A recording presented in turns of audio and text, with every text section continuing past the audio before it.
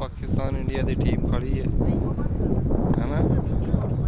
अली रजा जी जी yes bro hello bro 2 match जीत गए हम लास्ट मैच है ये भी जीत जाएंगे। तो त्रावे मैच हार गया ना जी चवड़ा मार मैं वो वीडियो बना रहा हम मैच जीत चुके हैं। चल छोटू सही करके खेड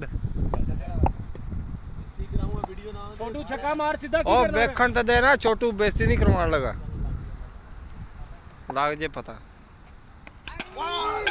करवा लिया बेइज्जती छोटुआ वेख लो जी ओ यार पोल्टास केरी ना होती है शर्म कर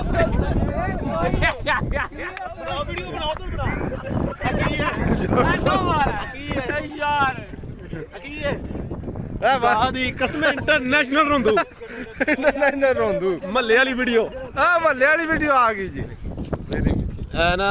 पाकिस्तान से खेलने के लिए तेरे अभी भी बच्चों जैसी क्रिकेट खेलता है, कहता है नो बॉल। मेरा भाई भाई रहो शर्म करो थोड़ा। हर जगह जाके पाकिस्तान का नाक कटवाता है। भाई साहब ये क्या था यार नो बॉल देखो क्या था नो बॉल बोल्ड हो गए क्या था। हाँ जी हाँ जी